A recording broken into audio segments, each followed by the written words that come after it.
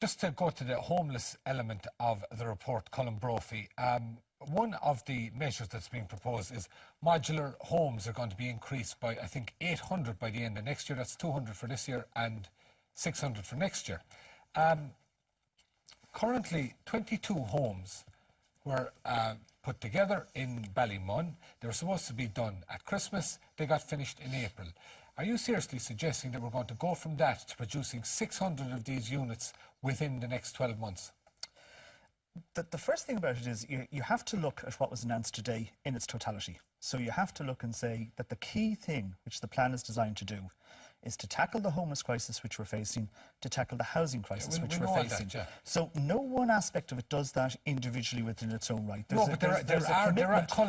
are laid out specific targets in it, and this is one of the targets. I'm asking you, is that plausible that you would reach that target by this time next year? There's a commitment to remove, and I think the Minister has made it quite clear that we will be reaching these commitments. There's a commitment to remove the situation where people are being housed in hotels on an ongoing basis, and to have that as something which will only be, in effect, a real emergency accommodation, and to put a stop to that by 2017. What's the difference between emergency and real emergency? You will not, what I mean by that is that you won't have people on an ongoing basis living in hotels. That is unacceptable, I think, to everybody who's here tonight. It's unacceptable to everyone in our country. What the totality of what's announced today does is to ensure that there's both a way of tackling the homeless crisis by providing new units and making sure that we have that going ahead, and also at the same time tackling the housing situation by a commitment to both building of social housing. So you're saying we're not to take this target seriously? Of course we are, and the targets are going to be achieved by ensuring the totality of the programme. Make sure that there will people not be in the situation we find ourselves this evening, where people are living in hotels on an ongoing basis with their families. Absolutely. And what I'm saying to you is, Colm, excuse me, what I'm saying to you is, are you telling me we're going to go from 22 units delivered 3 months late to in 12 months' time having 600 of these units built? What we're going to look at having is we're going to have the situation where people will not be housed in hotels, and we will be dealing and tackling the homeless situation, and it'll be as a composite of all the measures announced today, but it will work, and there will be targets and they will be achieved. But I'm asking you specifically, is that plausible? That it will, those are the targets that are laid out in the plan today. Is that plausible? The targets that are laid out in the plan today will be met.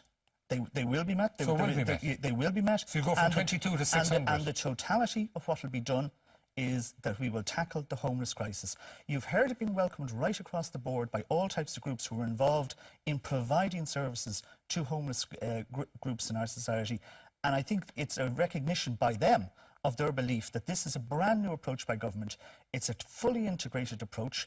It takes on board all the different aspects of government, but most importantly, it puts money there to do it. It puts people there to do it. It puts the key things within government departments there to do it.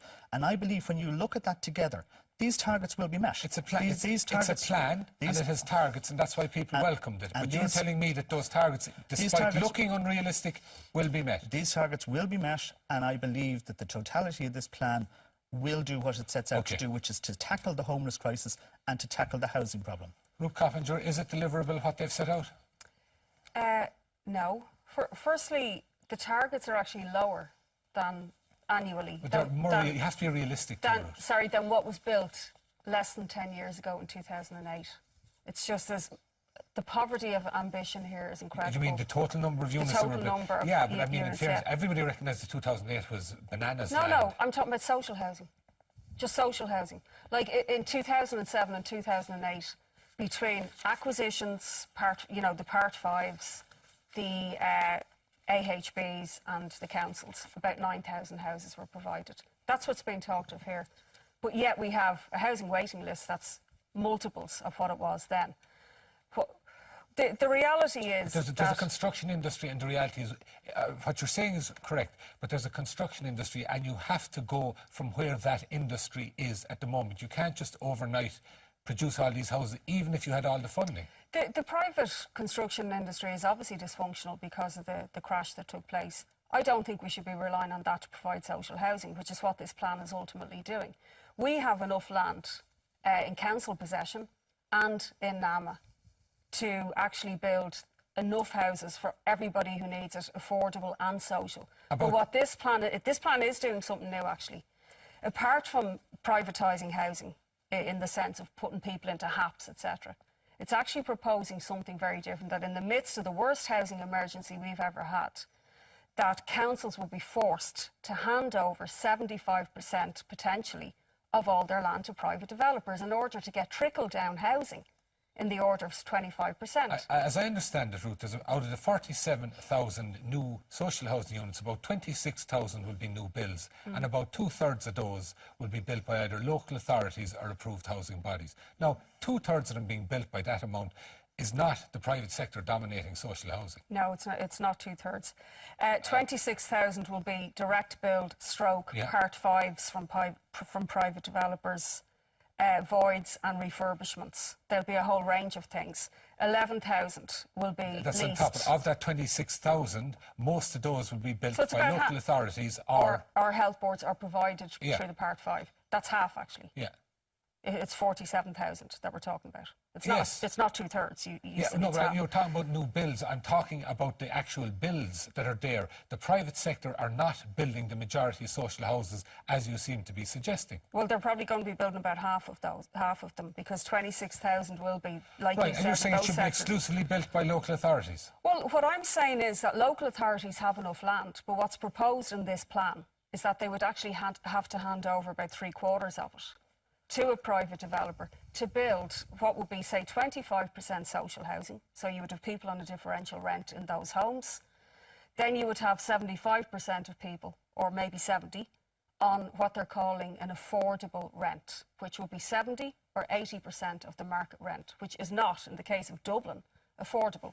If you take a family in my area paying 1,800, 80% of that is still 1,200 and 1,300 euros. It's incredible. It's what they were paying 2 years ago.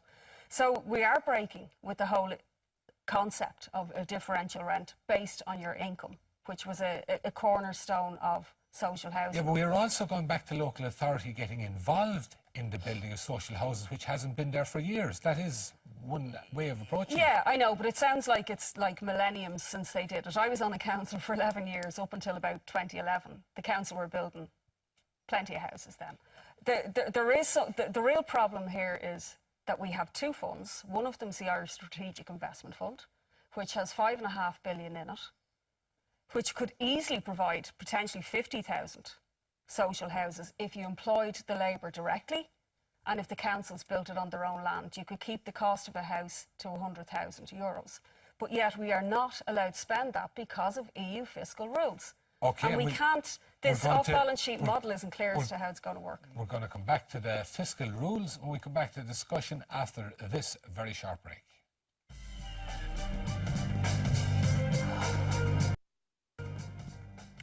Welcome back. We're discussing the action plan for housing and homelessness published today. Karl Deeter, Karl, of course, you're from the Irish Mortgage Brokers, not the Irish Mortgage Holders Association, as we labelled you earlier.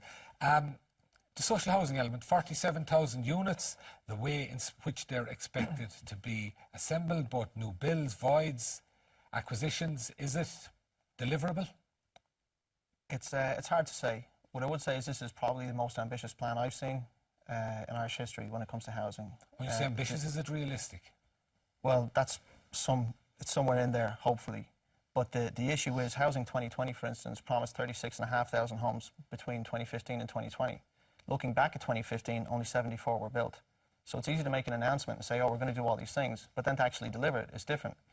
Now, I think that in this instance, the odds are slightly higher because a lot of the figures in the short term are actually taken from live projects. So like it's already baked into the cake effectively, and that's something that people aren't mentioning when they say that it's not going to work, because some of these are pretty much guaranteed to be there already.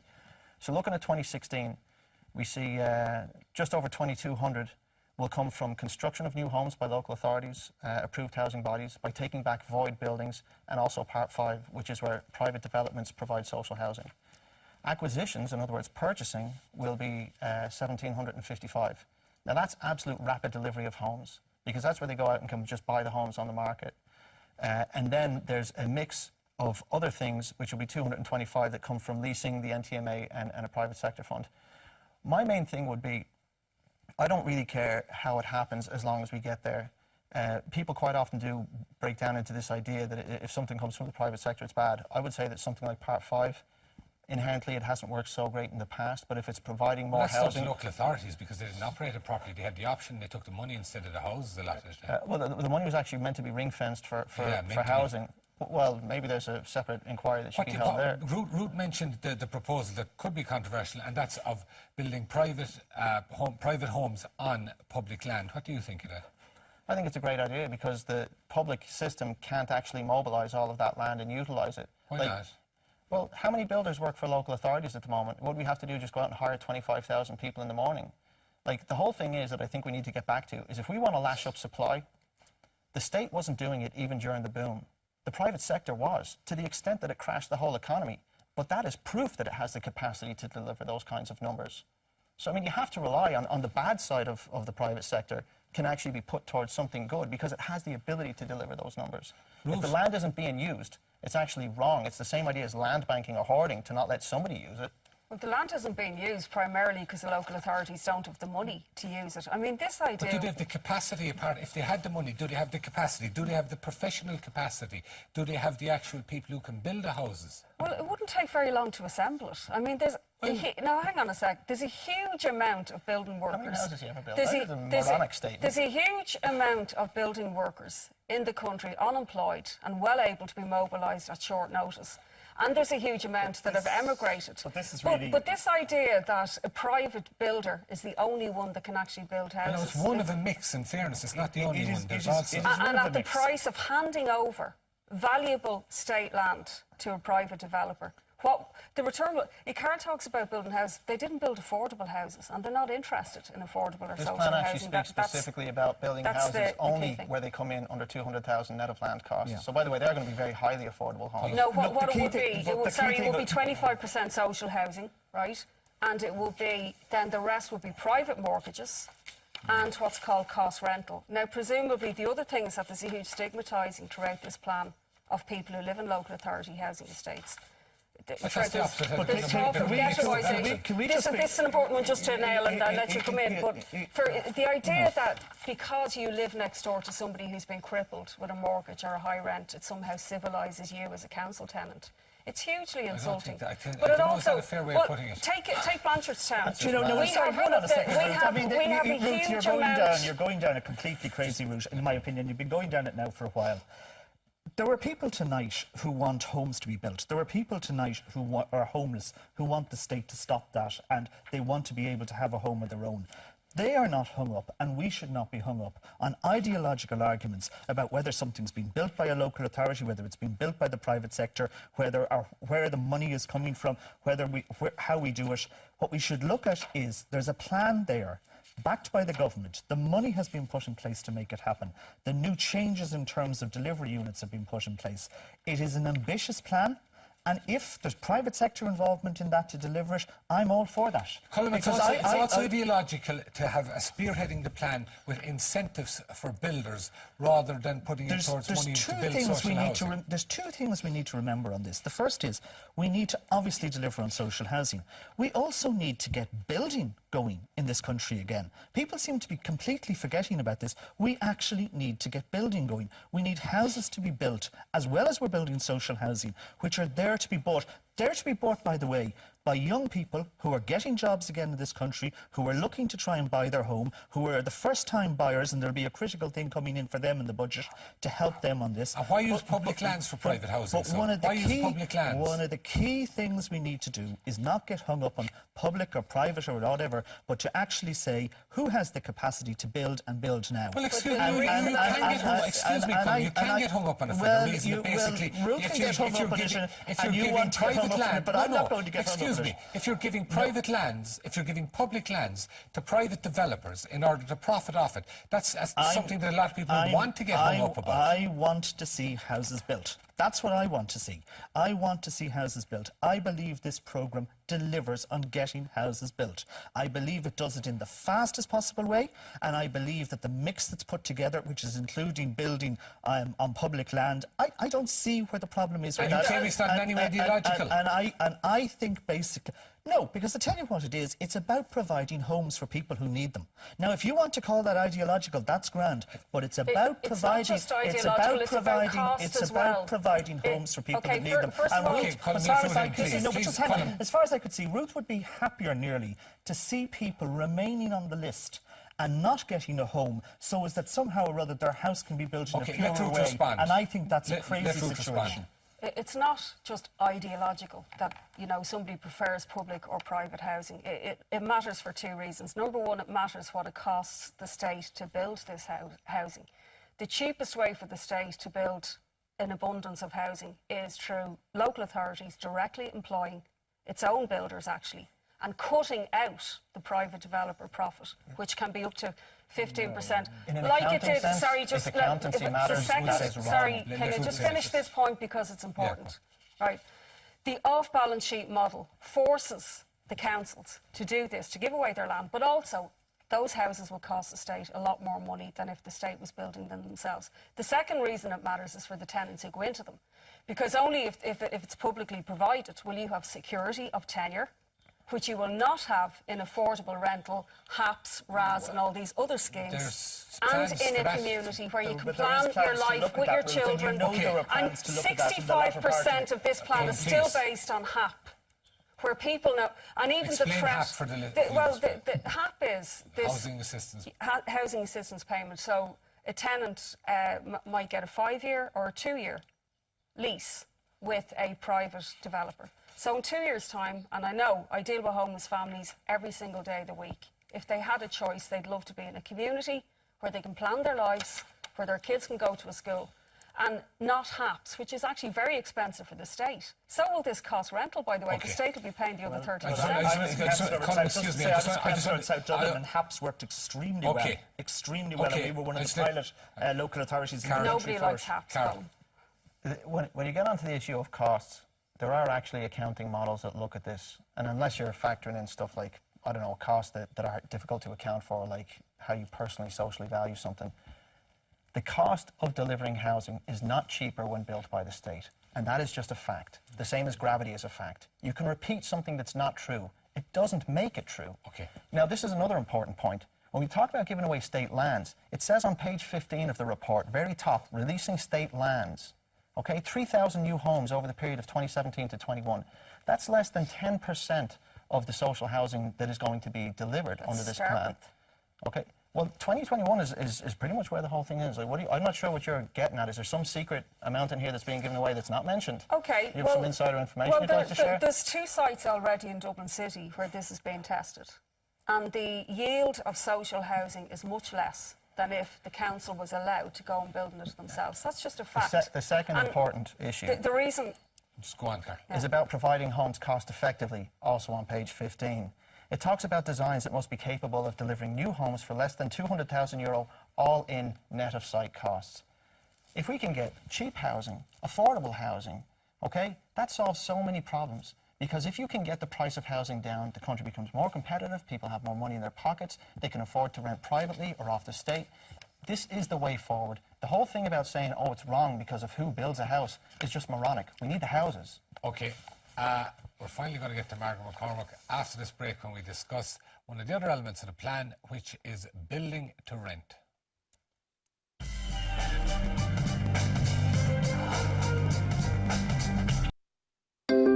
Long-term security of tenure, do we need... Is it inevitable we're going to have a scenario whereby a cohort of people will simply not be able to buy and will have to rent for life? I think you're always facing into that at some stage, but to varying degrees. And certainly in Irish history, it was a case that you could only rent. Very few people ever owned anything. You had massive landlords, a huge sort of landlord establishment that owned everything. That then changed, but something that I find amazing is that after all the travails of Irish history in the 1870s, people fought and died for the 3 Fs, which was free sale, fair rent, and fixity of tenure. Fixity of tenure is very important because the fixity of tenure rights are absolute. If you sign a 10-year lease, If someone wants to sell that property, you can't be asked to move out. If the bank repossess it, you can't be asked to move out. If you want to give it away to your son or for some other thing, you can't be asked to We move out. have to move in that direction if it's going to be But longer. this requires both sides coming to the table, because currently everyone signs 1-year leases and then falls into an informal 4-year lease, and that's where this problem arises. And the whole issue is I describe it as having, you know, wanting marital type commitments from a Tinder type relationship. That is not the way you do things. You've got to sign up for longer leases as a tenant. You've got to sign up for longer leases as a landlord. If everybody did that, this problem would be gone in the morning with our existing laws. Margaret, Tinder or marriage, from property owners' point of view? Well, I'm inclined to think that we have a situation that we can currently give long-term leases. We need to encourage that. We've actually developed, the IPA have developed a 12-year But a lot of lease. landlords won't want to give long-term leases. That's true, and it won't suit a lot of landlords, but it would suit a lot of other landlords. So it doesn't. It's not. A lot of tenants won't need it either. It's not a one-size-fits-all. We need to be looking at. We need to be looking at different. That's one of the big Margaret changes. cited something there, wanting us to feel sorry for somebody who's 20 houses or apartments. I shouldn't want to feel And they sorry want for to them. turn them onto the street, and we're meant to feel some kind of sympathy. No, it's nothing. No, It is. but It's this a idea business. that We I know, want but why should investors. We housing be can't. for business We and can't look. speculation? It should be for people to live in. We can't Like, look for yeah, investors. We need Housing to. bodies are a business. You know, We need a private councils are rental I Well, sector. don't, I it's don't owned like by the approved collection. housing bodies, actually. I'd prefer if, Okay. if there was Colm. just a council. Look, I think that the ironically, marriage or Tinder is a good way of looking at it in a way. The way I look at it is more towards the marriage side, I should say. But there's a strategy going to be put in place by the end of the year to review the Why whole wasn't this rental part of this sector. plan? Well, because I think it's a very major piece of work that needs to be looked at. And I'll tell you the reason why. Fundamentally, and this is the thing that's been alluded to already, you're going to have a situation where I believe the rental sector in Ireland will have to change. If we are going to move to a model where people are effectively, there is many people maybe are renting as there are in owner-occupier houses, you're going to have a sector which is going to have those long-term leases, is going to have built-in security for tenants as well as for people who the And that'll take a shift in Fine Gael mentality in terms of property owners. It'll take a shift in everybody's mentality, because what it'll actually want to look at, and I think this is where this strategy view will be absolutely critical. Yes, we have had obviously a lot of small landlords over the years historically serving the market. But if we're going to have a situation now where there's going to be a much bigger rental market, and effectively, as there is in a lot of European countries, where there is a way of living which is that people take it for granted that they will be able to base their lives, raise their family and kids, and live in an area based with as much security on a long-term rental lease as there is if they're paying their mortgage to their bank or their building society. To do that, that'll require a big sea change, and I think we're going to have to look at all of it. And that's why I think it was right, rather than to try and truncate that into a couple of paragraphs, to actually say, do you know what, we'll do a body of work. Okay. You alluded to it yourself, a white paper type situation. By the end of 2016, we'll put that in place and we'll come back with a full package for this. just- But meanwhile, just rents Margaret are there one rising second. and people are being evicted. we- And I we- mean, nothing has been done about that. No emergency We legislation. to ban can't repossession. have a December situation 2015 was a that we can't have a situation here where the cost of providing rental accommodation is increasing all the time. For landlords, we can't Well, have a it's increasing all situation. the time. It's increasing through the tax treatment. We're losing landlords from the sector. Landlords would not leave the sector if they were actually making a profit at it. So we're losing landlords from the sector. We're not We're losing losing landlords properties. from the We sector. are losing landlords from the sector. We know from the RTB figures that we had, we currently have around 170,000 landlords, whereas in 2012 we had 212,000 landlords. They are leaving the sector. So we are losing landlords from the sector. Where are they putting their money if not into housing? Most of the, well, that's a very good question. Well, I mean, but it is, they may not actually. They may in loss. By the way, yeah. you don't make money anywhere. The money goes back into the banking system. And you maintain that an awful lot of landlords are making a loss on They are, rental and property. they're If you leaving the consider- properties. Some estate agents are saying that as much as I think 1 in 5 of the properties Yeah. they sell are landlords getting out of the business. Now, if they're underwater, if it's being repossessed, If it's an example like Charlestown where people are insolvent, you're saying where's that money going? Well, it's clearly not going to them to invest in yachts and champagne. 49% of the properties that have been sold recently have been from investors getting out, compared to 19% coming back into the sector. So we are losing landlords. Okay, there's one other issue I just want to touch on before. And I just the tax treatment of it. By the way, the rental sector is growing, so I'm not sure how we're losing landlords. I think it may be that the smaller ones are going and the bigger ones are growing. There's one other issue I want to touch on. Colm, there is, as everybody agrees, to a greater or lesser extent, there's going to be an awful lot of building of houses going on here. What is to stop a repeat of what we had during the Celtic Tiger in terms of regulation and in terms of standards of building, and that we're not going to, in 10 years' time, be revisiting a situation whereby stuff was thrown up in such a manner that it's going to come back and impact on owners of houses with the likes of fire safety deficiencies, structural deficiencies, all of that. It's inevitable that there's going to be a repeat of that because regulation is not followed closely. Well, I don't think it is inevitable that there'll be a repeat of it. I think there's no question when you look at the way in which this plan has been structured, when you look at the way in which it's going to be very strongly led directly by, effectively, from the Taoiseach on down through the various stages of it, I think what you'll find is that we will have good quality houses built. I think they'll be built to the lowest and most economical price we can for delivery for the state. And I don't think we'll have a repeat of the absolute shambolic type of building that took place in the boom. Because, well, there was certain types of builders and developers built with total disregard during the boom. And I think you're not going to have that. What you're going to have is a commitment to the provision of proper, good homes for people to live in. And it's not properly regulated. Well, I think you'll find that because of everything that's here in this plan and because of the way in which we're going to ensure that the delivery of this takes place, I think you'll find that that won't be a problem. Okay, Ruth, are you confident that we'll have proper building standards if there is a really accelerated building programme? This is going to be a very important issue. And it will also be very important about the people who are employed in the building industry, because a lot of the building that's taking place now on state projects, on schools, on education institutions, is being done on a system whereby the workers are actually getting very little. Some of them, has been strikes last year where they were getting €5 an hour, and they're being forced to become self-employed, and the state isn't getting the tax and the revenue back in. Another reason why, actually, I would have no faith in a lot of these private developers and the yield that will come back in. Okay, we'll have more discussion after the break.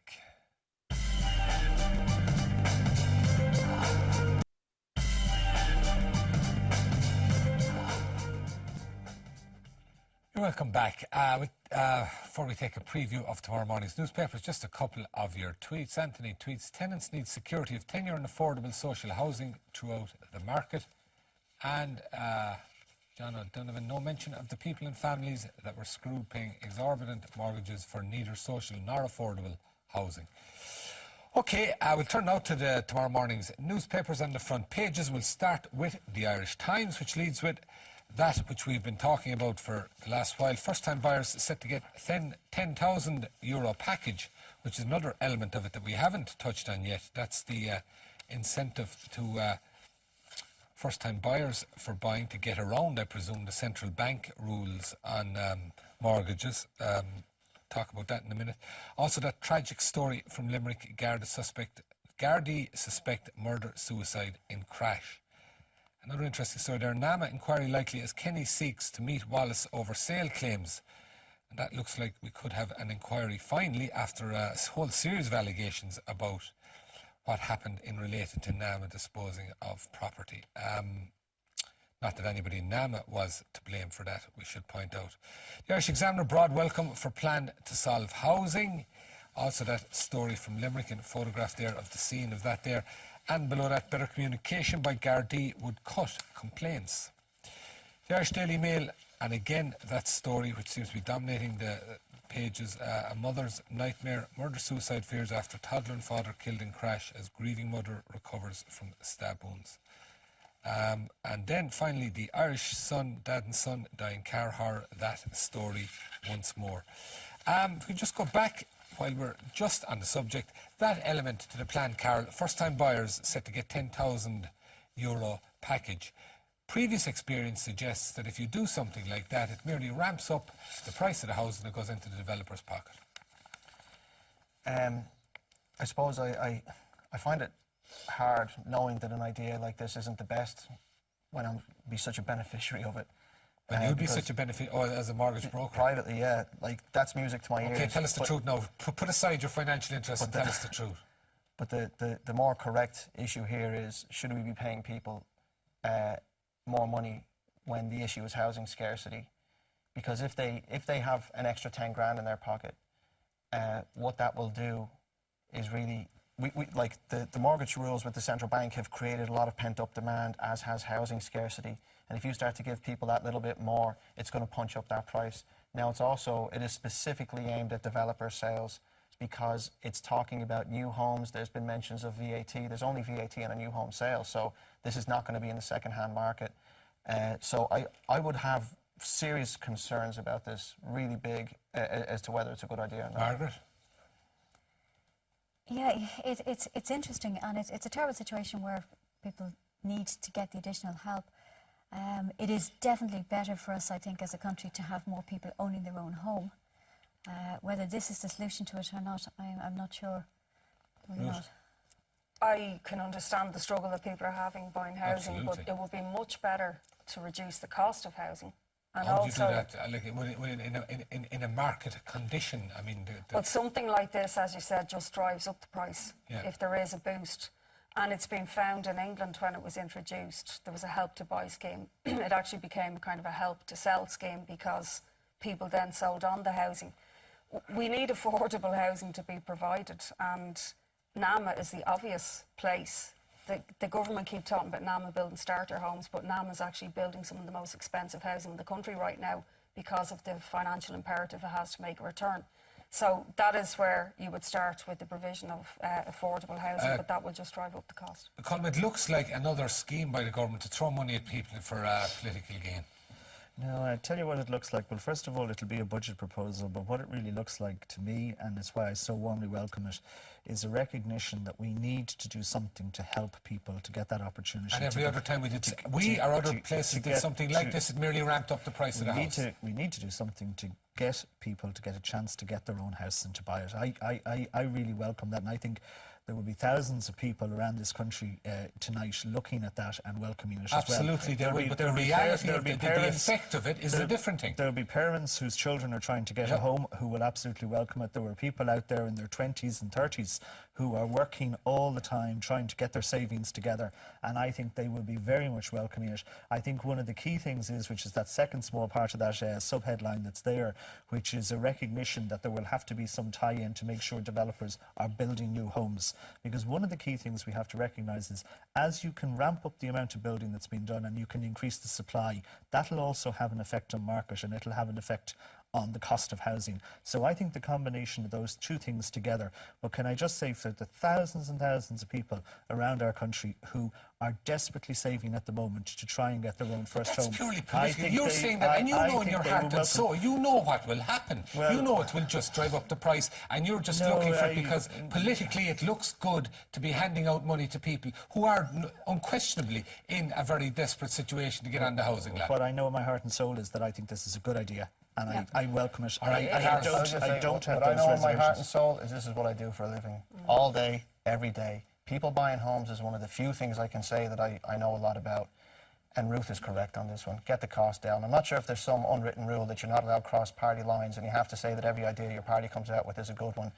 That is questionable at every level. In particular, if you increase supply, you will bring down the price. I was told you were a gentleman. I'd like you to behave like one if you might. The whole issue Let him finish, please. Just let him finish. The whole issue is, if you start to give away exchequer money to get people to buy houses, that money doesn't go into hospitals, it doesn't go into schools, it doesn't go into any of that stuff. The other issue is that this will probably be a universal thing. We'll be doing it in Roscommon or Leitrim, where there's already loads of homes, and people can develop and get benefits where it doesn't necessarily need to be. Targeting is vital, and targeting is always the byword, and that's why universal benefits are a bad idea. I don't agree with millionaires Nick, getting I kids. got an email. Can I just come back on that, because I think it's really important. Quickly now, very No, quickly. because I really do think it's important. We've talked all night about various elements of the plan and various things that are really important.